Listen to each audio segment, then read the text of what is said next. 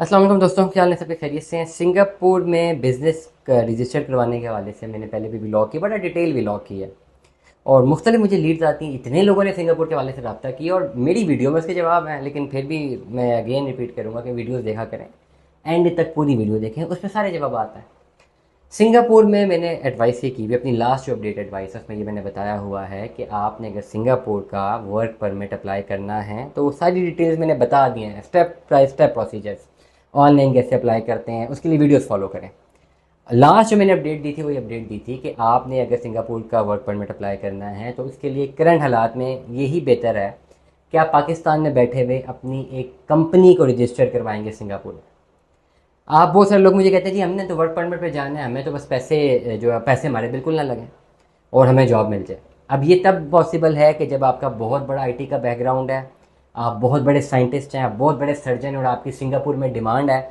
आप सिर्फ लिंक्डइन में प्रोफाइल बना के सिंगापुर में कनेक्ट्स बनाते हैं और वहाँ से आपको कोई ऑफ़र देता है, जॉब ऑफ़र, और आपको काम आता होता है। इस प्रोसेस में सिंगापुर सारे का सारा काम खुद करेगा। वो जो भी उसकी कंपनी है, सिंगापुर करे या कंपनी करे, गवर्नमेंट करे या उनकी कंपनी है वो करे, और वो आपको बुला लेंगे। इस तरीके से फ्री चले जाते हैं। उसमें आपका प्रोसीजर, आपकी टिकटिंग, हर चीज़ वो कंपनी करती है।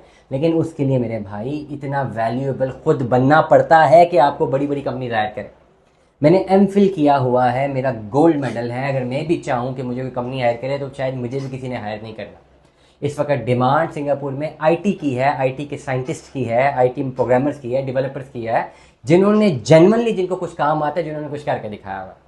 मेरे जैसे आम आदमी की और आप जैसे आम आदमी की नहीं है इस तरह वैल्यू। अगर आपने ओवरऑल सिंगापुर वर्क परमिट में जाना ही है then you have to go for business visa. Business visa के लिए आपकी अपनी एक रजिस्टर्ड कंपनी होनी चाहिए सिंगापुर में। That is very much important. उसके लिए पढ़ाई वगैरह की ज़रूरत नहीं है, उसके लिए आप पढ़े लिखे हैं नहीं है, डजेंट मैटर। उसके लिए आपने इनोवेशन की है नहीं की, डजेंट मैटर। आप को बिज़नेस करना आना चाहिए, फिर आप बिज़नेस वीज़ा पे जा सकते हैं। मेरी एडवाइस और रिकमेंडेशन यही है कि यहाँ पर बैठे हुए आप एलएलसी के थ्रू एक ऑनलाइन कंपनी वहाँ पर रजिस्टर करवाते हैं सिंगापुर में, जिस पे आपको सारी फीसेस पे करनी पड़ती हैं। सारी फीसेस आप पे करते रहते हैं। जब आप फी पे करते हैं, आपकी कंपनी रजिस्टर्ड होती है। फिर हर साल आपने उस एलएलसी के ऊपर अपना टैक्स भी पे करना है। आप पाकिस्तान में बैठे हुए एक वर्चुअल ऑनलाइन कंपनी, आईटी की कंपनी या सॉफ्टवेयर कंपनी आप सिंगापुर में बना सकते हैं और वहाँ से बिजनेस वीज़ा भी रन कर सकते हैं। जब आप अपनी एलएलसी पे कंपनी बनाते हैं, कंपनी बनाने के बाद आपकी 1 घंटा की इंटरव्यू है, 1 घंटा का इंटरव्यू है जो जिनसे आप एलएलसी बनवाते हैं। उस एलएलसी में, उस इंटरव्यू में आप वीज़ा कंसल्टेंसी की तमाम तरह एडवाइसेस ले सकते हैं। जब आपकी एलएलसी बन जाए, आप उस एलएलसी की बेस पर जो है आप अपना सिंगापुर का बिजनेस वीज़ा अप्लाई करते हैं, जो कि 5 साल या 10 साल का होना चाहिए। उसके लिए आपको अपनी कंपनी रजिस्ट्रेशन का सर्टिफिकेट देना पड़ता है, प्लस आप जो बिज़नेस रन कर रहे हैं उसके सारी डायमेंशंस देनी पड़ती हैं। तो मैंने बड़ा क्लियरली समझाया हुआ है कि पहले आप अपनी एलएलसी बनाएं। एलएलसी बनाने के साथ 5 से 6 महीने तक पाकिस्तान में बैठे हुए ऑनलाइन अपने बिजनेस को रन करें। ये अगर आप खुद नहीं भी कर सकते तो आपने जो खर्चा करना है, जो आपके एक्सपेंसेस हैं, उस एक्सपेंसेस में ही आप एक कंपनी आउटसोर्स कर सकते हैं, जो कि आपको यहाँ पे बैठे हुए आपको जो है सिंगापुर में अपनी कंपनी रन करके दे सकते हैं। Everything is possible. या आप बिजनेसमैन अप्रोच से आएंगे या आप एक टेक्नोक्रेट अप्रोच से आएंगे। टेक्नोक्रेट अप्रोच से अगर आप आएंगे सिंगापुर वर्क परमिट के लिए तो उसके लिए आपके पास एक बहुत बड़ी नॉलेज या आपकी फील्ड में बहुत ज़्यादा इनोवेशन होनी चाहिए। लेकिन अगर आप बिजनेस अप्रोच से आएंगे तो यू हैव टू पे द फीसेज। आपने एलएलसी की फीस पे करनी है, सिंगापुर के टैक्स पे करने हैं, आपने अपनी कंपनी रजिस्टर करवानी है, एड्रेसेस की फीस देनी है, वर्चुअल एड्रेस की फीस देनी है, वो सारी की सारी फीस देनी है। प्लस अपना बिजनेस रन करने के लिए आपने किसी को हायर करना है। हम आपको कंसल्टेंसी देंगे कि कैसे देना है, बट यू हैव टू पे द अमाउंट। और सिंगापुर के प्रोसीजर में आपका 20 लाख रुपया लगेगा अगर आपने अपनी कंपनी रजिस्टर करवा के अपने वर्क या बिजनेस वीज़ा के लिए वहाँ पे जाना है। 6 मंथ्स का प्रोसेस होता है।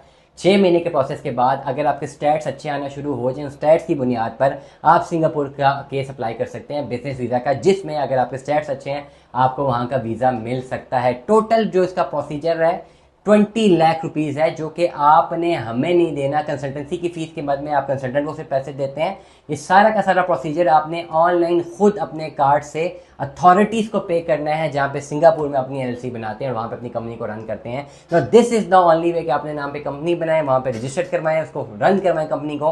कंपनी रन करवाने के बाद आप खुद बिजनेस वीज़ा पे कंपनी जा सकते हैं सिंगापुर। फिर वहाँ पर पहुँच कर आप चाहें तो अपनी ही कंपनी के वर्क परमिट पंच करवा सकते हैं आफ्टर सिंगापुर की जो अथॉरिटीज़ का मैं एकदम से नाम भूल गया हूँ, उनकी सिंगापुर मैन पावर के हवाले से एक उनकी ऑर्गेनाइजेशन है, उससे अप्रूवल के बाद आप वर्क परमिट पंच करवा सकते हैं अपने लोगों के। लेकिन उनकी जो पेमेंट्स हैं हर महीने की, जो हर सालाना टैक्सेशन है, वो आपने सिंगापुर अथॉरिटी को खुद देनी।